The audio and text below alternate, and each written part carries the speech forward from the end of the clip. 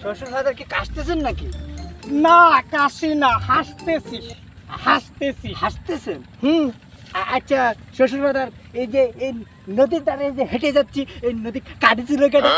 এই নদীটা তোর বাবাই কাটেছে। এত বড় নদী আমার বাবাই কাটিয়েছিল? তোর বাবাই কেটেছিল। এইসব মাটি, এই মাটি ফালাইছিল কোনে? এটি শালা ইতরের জামাই, আমি এসব মাটি চিবা চিবা খেয়েছি। শ্বশুর ফাদার, আপনি এই মাটি চিবা চিবা খেয়েছেন? এই দাঁতে কিস কিস করেছিল না? ছিল না? শালা ইতরের জামাই, যদি আর একটা কথা কবি তাহলে সুই সুতা দিয়ে মুখ তোর ছিলিয়ে দিব। সেলাই খড়া দিলে আমি ওই শ্বশুর বাড়ি যে গোস্ত খাওয়া খাওয়া করে। হ্যাঁ, শুন, তোর শাশুড়ি আম্মা না আজকে বাপা পিঠা বানিয়েছে। শ্বশুর ফাদার, এই আপনি কি এই বিয়ে করেছেন? আরে হারামজাদা, যদি বিয়া না করি তাহলে তোরটা আইলু কই থেকে? কেটে জানে গাইতে গে আইছে আইছে। হারামজাদা, আলা ইতরের জামাই, আর একটা কথা বলবি তোর পুটকে ছাল তুলে ফেলবো।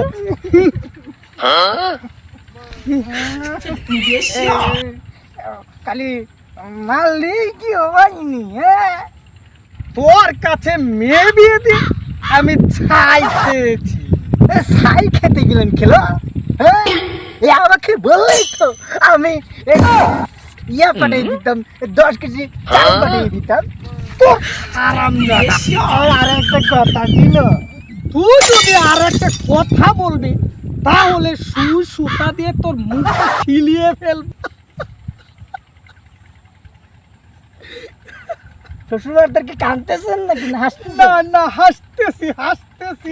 আপনি হাসতেছেন? হ্যাঁ হাসতেছি। না। তুই যদি এরকম না করস তাহলে কি আর আমি পারবো? শ্বশুরবাড়ির দেখেন কাঁচামরিচ।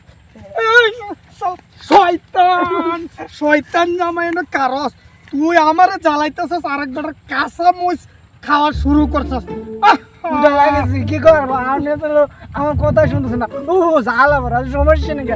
এই শ্বশুরবাড়ির আপনি কি আগে যাত্রাঘাট করে দেন নাকি? আপনি যাত্রা ভাত করতে যাবো কেন রে?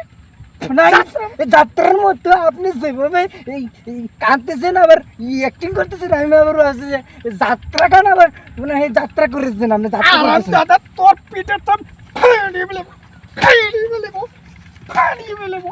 হ্যাঁ, ৬৮,০০০ গ্রামের মেয়ের বাপদেরকে বলবো যে এই যদি মাইয়া বিয়া দিতেই হয় তাহলে মাইয়ার জামাইকে ভালো করে দেখে নেবেন। মাইয়ার জামাই বাড়িঘর আছে কিনা, হ্যাঁ, মেয়ের পাশে দাঁড়ালে মানবে কিনা, তবেই তাকে বিয়া দিন। তবে এই বিয়া দিন, আমরা কি বিয়া করতাম না? তবে